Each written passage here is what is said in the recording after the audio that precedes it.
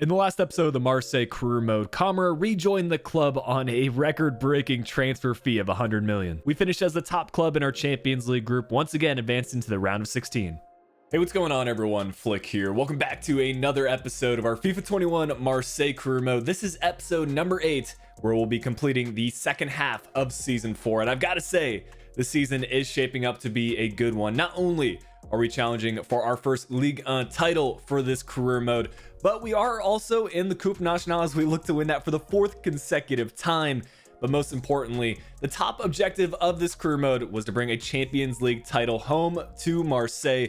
We're into the round of 16 where we'll match up against AC Milan, one of the most historic clubs as far as Champions League is concerned. They're also doing all right in this save as they finish second in their group. But I left y'all with an important decision to make as to what we should do with our current right winger, Florian Thauvin. He has agreed on terms with Tigres IRL, and he will be joining the Mexican side at the start of the 21-22 season. And while there were a couple of comments saying that we should keep him at the club, he has at an 86 overall. He was the captain for us for 2 years. I think the vast majority of you said that we should transfer list him, see whatever funds we can receive, and make an improvement, or at least bring in a similar player at the right wing position. To go along with that, I also didn't realize that Maxime Lopez has agreed on terms with Sassuolo to join them. He's been a role player for us so far in the save, but I will be transfer listing him as well. We should be able to receive about 20 million additional added to our transfer budget. So I figure we should have about 100 million to work with after the Thauvin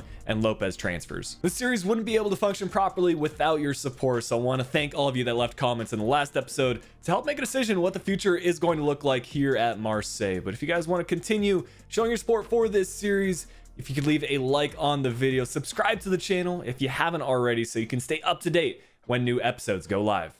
It took until transfer deadline day before we started to receive offers for Thauvin, and it's the Italian giants that submitted a 66 million bid for the Frenchman, slightly below what our assistant manager evaluated him at. So I went into talks with Juve and ultimately agreed on a 75 million price tag. I think that's above what I expected to receive for him. It's likely helped by the fact that he's gone up slightly in his rating this season, now up to an 86 overall, but I think that is going to be his max rating. There's no way he's going to get to like an 87, 88. So we'll cash in while we can and look to find a replacement here on the wing. Thiago Almada has been heavily linked to Marseille. Apparently, if I'm following the news correctly, he's agreed on contract terms, but he still needs to have the agreement between Marseille and his current club in Argentina finalized, so that transfer is not yet confirmed. Also, we did sign him for our Southampton save earlier in the year, so I decided against bringing him in. Also, he's an 83 overall player, so not exactly an upgrade for us. Instead, we're going to turn to probably one of the more popular French wingers in FIFA 21, but I surprisingly haven't used him all that much. It's Alain Saint-Maximin. The Newcastle man is now over at Atletico Madrid. Has the 5-star skill moves, 4-star weak foot, and I think both him and Hernandez on opposing wings is going to be a menace to the opposition defense. This ended up working perfectly as we paid the exact transfer sum that we received for Thauvin. 75 million going out of the club, 75 million also brought in. We're also going to stick a dev plan on him. He's currently a left midfielder, but we're going to use him on the right side. I think he could also get an upgrade because he's more of an attacking minded player than a defender. So we have the right winger as well as the wide playmaker moving forward. Hopefully he can reach the upper 80s before the end of this save. With some funds left over, I thought it would be good to upgrade as well at the goalkeeper position. Ever since Rulli took over, Mandanda has been on the bench and he hasn't really had to be called upon, but in case of an injury, it's best that we have at least a quality backup option available. Also a player with a real face in game, of course, the son of Zinedine Zidane, who is from the Marseille region of France, and I think it's also been said that he wished he could have spent at least one season of his career over at Marseille. While that never happened over his impressive career, we can make it happen through his son. So Luca Sedan joining from Rayo Vallecano for a total of 4.5 million. We just ended up paying his release clause. Let's also not forget we have some quality backup options through our youth academy players that have been out on loan for the majority of this career mode. Joseph Fenu is probably the most talented of the bunch. He's up to an 80 overall, currently on loan at Hertha Berlin, but we will be recalling him and then using a couple of dev plan changes. First off, turning him from a right midfielder into a right winger, so I see him being the backup option to Saint-Maximin. He will also be on the wide winger dev plan to help improve the pace, shooting, passing, and dribbling attributes. And more good news, as Amavi has recovered from his 3-month injury, he can rejoin the first team training sessions on transfer deadline day. So we should have him moving forward for the majority of matches this season. And as we recap some of the top spenders in the January transfer window, PSG will continue their role as the top club in terms of players brought in. Perraud, Thiago, and Williams all joining the club. We were second, 79.5 million in, 79.5 million out. It's Lyon in third as they spent 79 million. Monaco trying to climb back up in the Ligue table as they spent 31.2 and had 43.7 million in players leaving the club. Finally, a surprise appearance from Brest as they spent 5.3, but the main reason I'm highlighting them is that they had 36.85 million in players leaving. A couple more transfer updates as we have a few youth academy players leaving temporarily out on loan. Lopez will be joining Serie A once again as he had a transfer deal accepted with Lazio for 20.6 million. Recapping some of the main transfers like Zidane, Tolvan, and Saint-Maximin. And finally, Fenu will be leaving on a small fee along with Dieng. And then Thiago Silva's regen will be leaving out on loan to Benfica. Out of all the youth academy players that we have available, Arno Dirks is among the best.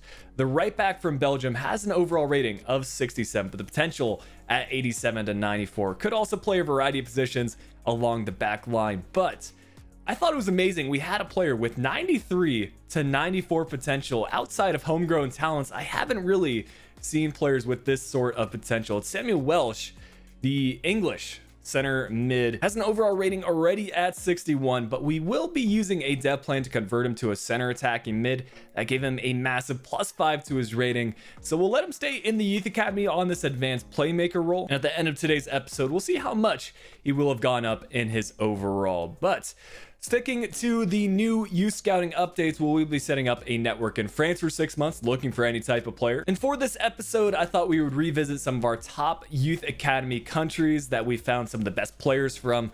So we'll be setting up a network in Brazil for 6 months, looking for a technically gifted player. We were just talking about a Fenu, as well as we'll be setting up a network in Ghana for 6 months, looking for an attacker. Some final dev plan updates. Tomiyasu will be switching from the stopper to the sweeper dev plan to balance out some of his defending attributes. Cordova, while he used to be a right winger, now that we have more options available there, I'm going to be converting him to a center attacking mid, which is where he's predominantly played in this career mode. We brought him on as a substitute in the midfield more often than not, so we'll see how he works out there. And finally, Solus will be going back to the balanced dev plan. He used to be on Poacher for the longest time, but I just want to fine tune the rest of his attributes. Actually, a lot of changes to this Marseille squad, but I'm happy with where we're currently at. We'll see how Saint-Maximin performs as a new signing. I think the combination of skill between him and Hernandez will be something else, and hopefully it is enough for us to go to the later stages of Champions League. Our quest to dethrone PSG as the top team in France begins on the 3rd of February. Our first fixture outside of the January transfer window. As things stand, we are currently 1 point behind them in the table. You can already see some of their new signings already featuring in their starting 11. Perraud at the left back position. I'm sure Thiago will be readily available on the bench for them. And this will also be a debut for Saint-Maximin, of course, signing him on transfer deadline day. This is his first opportunity to shine for us here at Marseille, and I'm confident he can make the difference for us. But getting into these highlights, we already know how dangerous PSG can be on the attacking front. What a ball from Neymar and Ferran Torres with what would have been the best goal scored against us in this career mode. Just about finding the near post there, and had it been on target, there's no way Rulli would have been able to make the save. But it's Hernandez playing through Cordova. He has the square across the Milik, set up perfectly, and all our Polish striker has to do is tap it in, giving us the early 1-0 advantage, and that is exactly how we needed to start this match. This allows us to get a little bit more of the counter-attacking play going now that PSG will start to push forward their fullbacks and some of their other defenders. Saint-Maximin getting his first few touches on the ball, and very similar to our first goal, except on the opposite side. Again, it's Milik on his preferred left foot. He's going to find the side netting, and there's really not much that Keylor Navas could have done about that. But here's Sentons. He has seen some astronomical growth so far in Season 4. And looking in the middle, I thought this would have been a first half hat trick for Milik, but somehow Cordova is going to be given the goal for this one. And even as we start to take a look at the instant replay, I don't see any change in trajectory of the ball. I'm not entirely sure why the goal was credited to Cordova, but I'm not complaining. A 3-0 advantage over PSG. What a dream start for us. Still plenty of time left to go in this match, and Mbappe will somehow manage to get this effort on target. It was unlucky for us not to get that effort cleared, but PSG pull a goal back before the halftime break. It's a big one for them. And I'm not too sure about that celebration from Mbappe. Still 2 goals that they need to score if they want to draw things level. Verratti gets another one in the 68th minute, so they're inching closer and closer. And as we try to hang on the last 20 minutes or so, I was just trying to get as many players back as possible. We're also going to bring on Amavi for his first appearance after a long-term injury. Didn't want to start him because he's technically still has that bandage assigned to him, so there is a slight risk that he could get re-injured. But with 20 minutes left to go, I want to have as much quality in the side as possible. PSG nearly get the equalizer in the final minutes, but Neymar will be called offside here, and we'll be walking away with all 3 points. A big moment for us as we push on for our first Ligue title. It's almost a necessity for us to play against PSG if we actually want to get a win, because they have the higher overall players. So we'll see if this result will be enough to make the difference at the end of the season. But a good portion of this episode will also be assigned over to Champions League. We're going to try to make as much of a run as possible, starting in the round of 16 against AC Milan. Taking a look at their squad, they've made some transfers. Harit is actually someone that I nearly signed in this Marseille Career Mode. I'm a big fan of how he plays in game. Also IRL, I wouldn't be surprised if he eventually moves on from a Schalke side that got relegated this season. But I'd say the biggest impact player in this Milan squad is Donnarumma. At this point in the Career Mode, I'm sure that his overall is in the 90s, so he will be tough for us to score goals against. We did have a good away result work for us as Cordova gets the only goal in the 35th minute in a match that was pretty equal. Keeping in mind that we have just the 1 away goal advantage, we need to try to run up this score, and Hernandez running down the left wing will try to spot out Cordova in the middle. He's done well to adapt to that new midfielder role, providing an extra option for us inside the box on many occasions. It is Milik to get the goal, though. Does well to volley this effort on his weak foot and places it away from both Donnarumma as well as the Milan defender. It's a crucial goal, and it's a much needed one because we suffer an injury for St. Maximin. Not the best debut here at Marseille, but fortunately we have a Fenu available. This is why squad depth is so important, especially when you're involved in multiple competitions like Champions League. But what a goal this is from Hernandez. At this stage, he is a world-class player and he can pull things off like this. I've gotten to know his dribbling super well, and even trying some of these chip shots efforts with high finishing, it just is remarkable what he can do. Cordova, late in the match, is going to give us a 3rd goal. We talked about him providing that extra option, and here he just is played through and he finishes well on his preferred left foot. Hernandez probably getting man of the match on this one, but again, it's a squad performance that allows us a 3-0 victory, and we're through to the quarterfinals of Champions League. We knew it was a definite possibility, but our fate has been determined. Our quarterfinal opponent will be PSG. We've shown we can defeat them in Ligue 1. Maybe we can do it in Champions League as well. And it's an interesting mix of players because there are a few options in their lineup that are starting to approach the later stages of their career. So if PSG do want to win a Champions League, it probably has to be now. The simulated result was again in our favor. We picked up a 2-1 home win. That's not enough to guarantee us advancing to the semi-final, but it definitely will help us out for the away fixture. At this point, I would almost consider the Parc des Princes to be a neutral ground. We've played at the stadium so many times for cup finals that we're very well acquainted to it. Kicking off these highlights, it's Amavi to find St. Maximin, 2 players that have suffered injuries at different stages of the career mode, but they're back fully healthy now, and they are making the difference for us. Speaking of making the difference, I feel like Cordova has been the missing link. We needed that box-to-box midfielder, and while Bazor has to an extent played that role, I feel like Cordova is absolutely perfect. Another injury as Tomiyasu will be brought off and Gaya brought on at the left center back position, and he is immediately going to be tested. Oscar played through Mbappe a little bit early with that slide, but I think it actually worked out in our favor because Mbappe wasn't expecting it, and it gave us a little bit of time to get more defenders back. Cordova, heavy touch, and he finds the finishing effort to give us a 4-1 advantage on aggregate. When I think back on some of my previous career modes, I'm seeing some strong resemblances between how Cordova plays and how Rojas played in our Valencia career mode. Could be an incredible option even as a center forward, but he's going to give us a third goal in this match. We've pretty much secured our spot in the semi-final, and it's amazing to see this sort of fixture against PSG. It was a close one in Ligue 1, but this was no contest. It's a match ball for Cordova. We haven't seen that in quite a while, and we will now be the only French team in the later stages of Champions League. It's now down to 4 clubs, and I would argue that Manchester City are the most difficult opponent remaining. Some original City players still in the starting 11, the likes of Sterling, De Bruyne, Cancelo, Diaz, Ederson, and even Phil Foden and Rodri towards the peak end of their potential. But some massive new additions as well, probably the most dangerous of which is Martinez up top for them.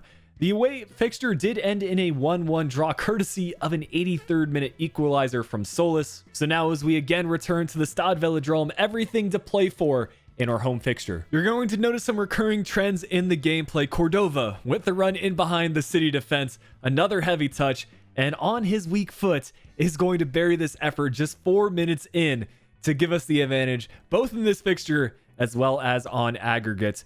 You guys know the difference it'll make for how the computer plays, so we'll try to add a second goal for us and really give us the advantage on aggregate. Bazor now getting inside the box. We'll find Milik, and I thought this might have found the near post as well. Had it on his left foot, just was unable to get the shot on target. So we will make a change here in the second half. 63rd minute, Milik will be brought off and Solis brought on. I understand that this sort of change may be controversial. Milik is one of our best attackers, but Solis offers something different, and this is exactly why I brought him on. Had the pace to get away from the defenders, and also now has the composure to bury this sort of one-on-one chance. Took, I think, Ederson by surprise. I think most strikers would have gone with a headed finish there, but he just buries that on his left foot into the far post. Now Hernandez playing through Amavi. He's going to try to get a third goal for us, but he is brought down inside the box. Had it not been a penalty, I think we could have scored from the chance. Pep pretty unhappy about that decision and probably unhappy with how his squad is performing in this semi-final fixture. But it's Solis who will be on the spot trying to bag his brace, and he will get the goal. Once again, we're running away with the match. Other clubs are no contest for us here at Marseille. It's pretty fascinating the difference a year can make. We've struggled in Champions League so much in this career mode, only getting as far as the quarterfinals, but now we're beating the likes of Manchester City, even PSG, by a pretty large margin as we do get a fourth. It's Bazor with the tap in, and let's also shout out Cordova with the unselfish play to add an extra assist to his tally. That will put us through to the final of Champions League in dramatic fashion, and it will be Tottenham Hotspur that we play in the final. Spurs with a big victory over Real Madrid, and we won't quite get into that final right away because we have the final match in Ligue 1 to play. Again, it's against Monaco. We are also into the final of the Coupe Nationale, so a chance for us to win a trophy there. But I think the focus for now will be on this final Ligue 1 fixture. As we take a look at the standings, we are equal on points with PSG. Also with a 6-goal advantage on the goal differential. That means barring a huge result for PSG against Nice, if we were to get a win here against Monaco, who are sitting in 4th, mind you, that'll allow us to win the Ligue 1 title and a chance for us to go for a treble this season. Ligue 1, Champions League, and the Coupe Nationale. Over the years, there have been a lot of changes to the Monaco squad. The earlier stages of the career mode had the dynamic duo of Ben Yedder and Volland. Now they've signed the French striker from Celtic, Edouard, who also featured in our Southampton career mode. But we know exactly what needs to be done. We've been in this sort of situation before, and now we just need to pick up a win, and we will finally be crowned the champions of France. It's a quick start to these highlights as, again, Saint-Maximin played through. Has Milik in the middle. He will go with the header there, saved on the near post. And now a chance for Monaco. It's Edouard playing through Diatta. It's a good block from Tomiyasu, and an even better save from Rulli to deny that effort on his near post. He's gotten back to his acrobatic save style, and he has come up clutch for us on multiple occasions. Look at this strike from Cordova outside the box. First time finish. I don't think that even left the ground, but it had so much power behind it, and it was so accurately placed that the Monaco keeper was unable to get a stop to it, giving us the 1-0 advantage and setting the tone for this match. We'll push on to the 30th minute now as Cordova with some 1-2 play between him and Milik. A lot of space in front for him, and this time he'll take a shot from a much closer angle, And again, clinical inside the box, 2-0, just like that. And it seems like we'll be in the driver's seat for this one. Could be a first half hat trick for Cordova, but I think I overthought this one a little bit too much. Should have just gone with Cordova the entire way. But on the ensuing bits of build-up play, we do draw a foul outside the box. You guys know I've been working on the free kicks, turned on time finishing, and while this wasn't a green time finish, Milik nearly curled that effort, and it had to be a goal decision system that ultimately denied this effort from being credited to Milik about half of football away from crossing the line. These injury problems seem to persist for Saint-Maximin. Again, we need to be careful about featuring him in these fixtures because we do have a Champions League final coming up in about a week's time. Hopefully it's a short-term one, as the Fenu will once again feature for the second half. Monaco won't be going down without a fight either, as an over-the-top through ball play to Edouard takes some good touches and just about finds the far post. Really wouldn't have been able to stop that. But here in the 66th, we will be getting a third and probably sealing goal. As the Fenu gets in on the action, it's some good positioning to provide the easy square across for Milik, and good awareness by Milik to play that pass. While we won't be able to see a Fenu fulfill his entire career here at Marseille, this is probably the first of many goals that he will score for the club. But as the clock ticks down, we even get one more goal scoring chance. A Fenu playing through Solus, but the ref having none of it, and that will be full time. 3 points for us on our final match day, and no surprise, as we will be getting the trophy celebration. It's a big moment for Kamara returning to Marseille, the club that he spent his youth at. He spent a couple of years over at Manchester United, but I think the move back to France has worked out well for him. We've had an incredible campaign, and Kamara was a big reason we were able to get the job done, providing that defensive presence for us in the midfield, and just brought that extra element to the squad. While this is a great achievement, we still have a lot left to play for in the career mode. Champions League final against Spurs, and the Coupe Nationale final as well against Lyon. It's an impressive achievement for Spurs to once again find themselves in a Champions League final. Big news coming out over the last few days. Apparently, Harry Kane is looking to leave Tottenham in the summer, but in this career mode, he is still there, and he's also captaining the side. It looks like they brought in some players from other Premier League clubs in Sander Berge and Rafinha, but I still feel like momentum is on our side. We're in great form. We're beating, in my opinion, better teams than Spurs on our path here to the final. And as we walk out onto the pitch and get our first glimpses at that shiny Champions League trophy, we'll take a look at Spurs and how they got here. Beating Benfica in the round of 16, Bayern Munich, that's a big victory, and Real Madrid is not an easy opponent either. So we'll see how this one pans out. Of course, Champions League being the top objective for this career mode. A win will likely mean this is the final season of the save. A loss, and we may have to do another year. It has been a while since I last played against Spurs in a career mode. Probably the Southampton save, unless we've matched up against them in the group stage of any other Champions League competitions. But we do manage to create some chances. It is Hernandez who was basically the crucial part of both of these goal-scoring efforts. Saint-Maximin trying to find him on the cross, but cleared away by Spurs. We're into the 33rd minute, and really the first chance for Tottenham to get an attack going. Rafinha called for offside, and just before the halftime break, it's Bazor finding Milik, played through once again. Bazor on his right foot is going to go cross goal.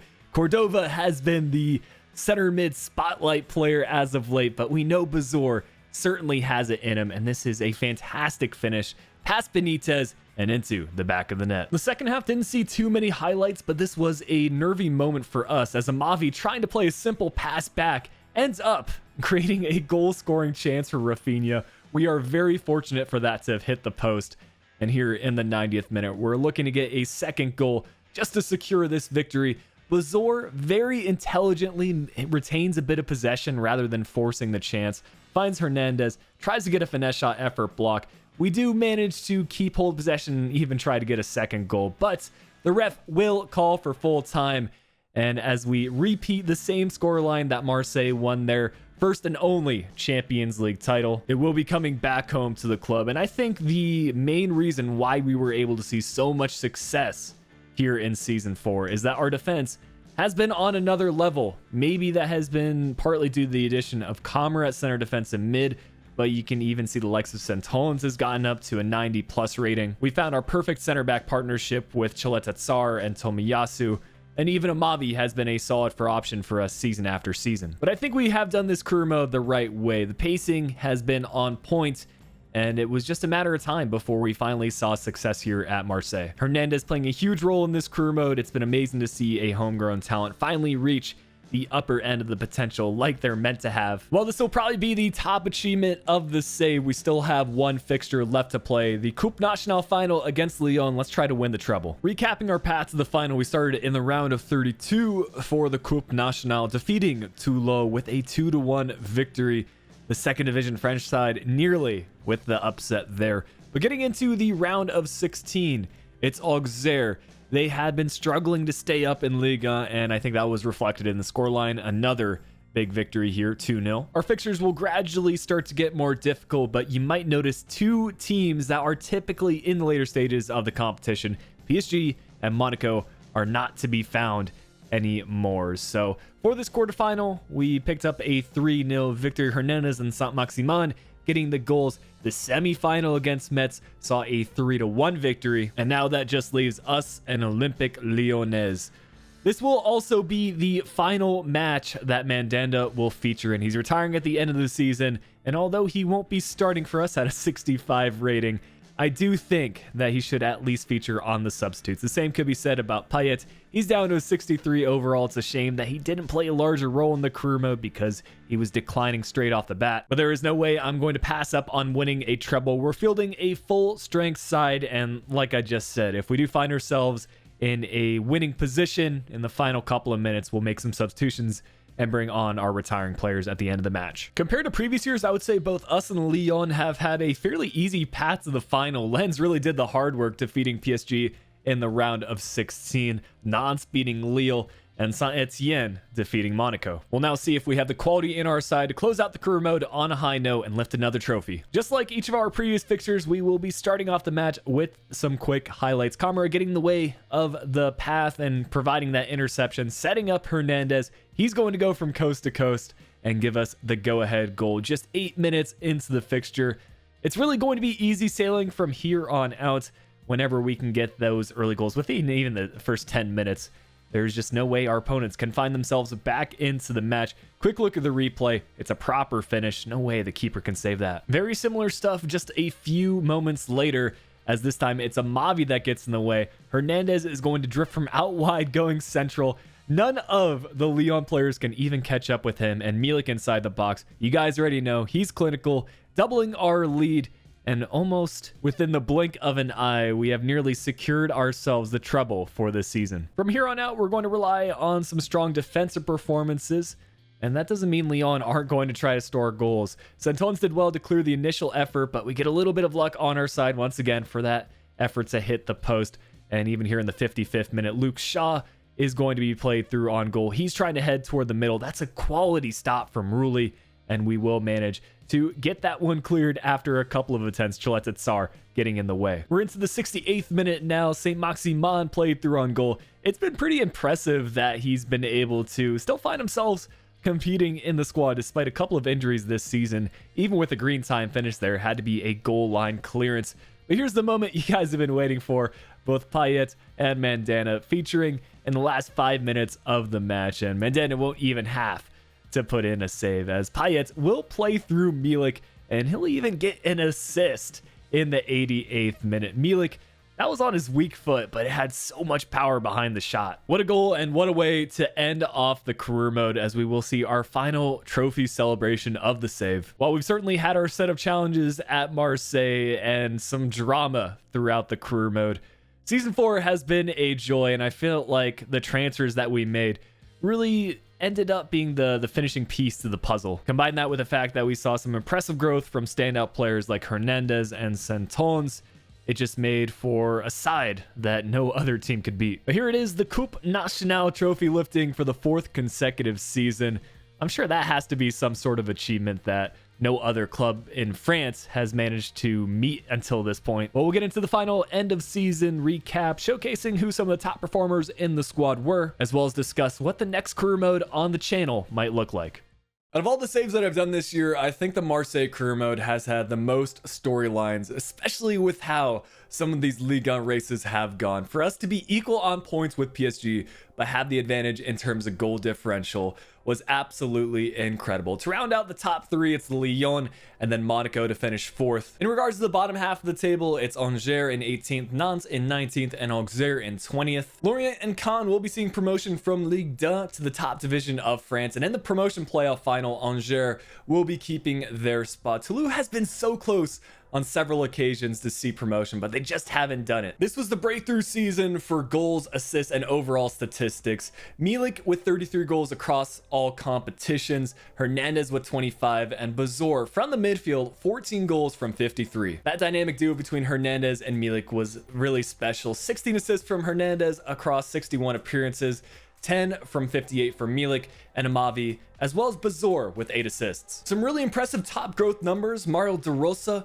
was out on loan to, I believe that's Mallorca, a +10 in his overall rating. It's a shame we haven't been able to factor in more of our Youth Academy players, but at least we had the one with a Fenu. Lovic was a pretty recent Youth Academy promotion. He saw a +6 in his overall, up to a 68 rating.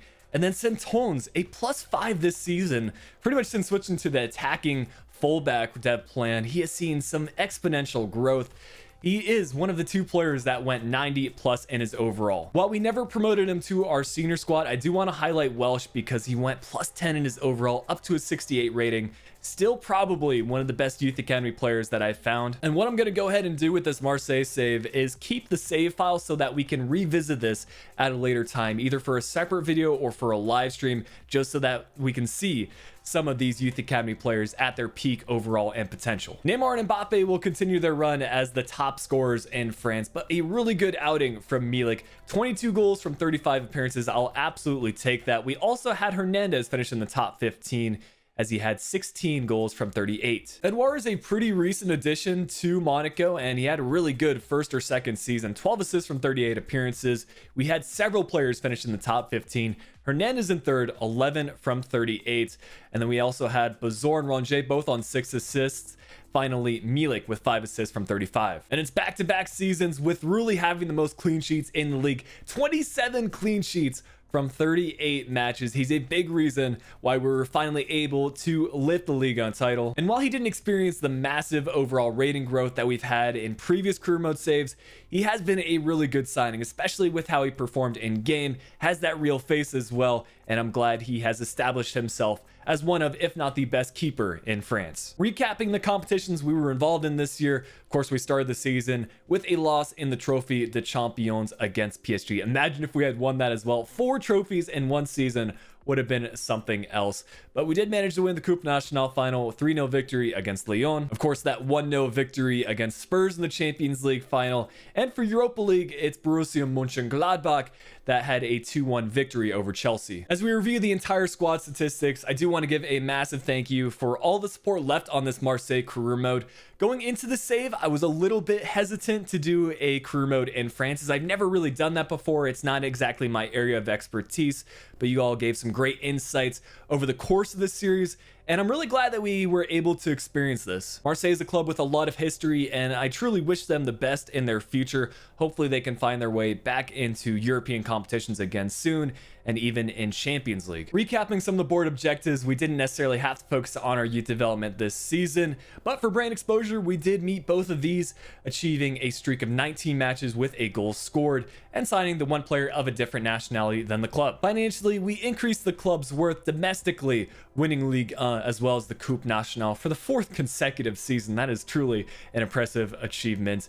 And finally, continentally winning the elusive Champions League trophy. Big shout out to channel members for supporting what we do here on YouTube. As a reminder, there are 2 membership tiers available that you can review by clicking the join button right underneath the video. There's Flickiify, which allows you to get highlighted at the end of these videos, as well as gets you exclusive access to updates on the saves over on my Discord. You basically link your Discord with your YouTube and you get unlocked that way. There's also the Flick Faithful tier, which unlocks emotes that you can use in the comment section, as well as chat for live streams. But I want to give a brief update as far as the future of the career mode saves on the channel. We do want to make the visit over to Italy next. That way we can go 5 for 5 as far as doing a career mode in the top leagues. And last season, we received a job offer from Inter. They've gone on to finish second in the most recent Serie A season. So I think I'll be passing up on that offer. So we will be starting a new career mode from scratch. I'm not going to say what team it is, but it will be starting shortly. So stay tuned to the channel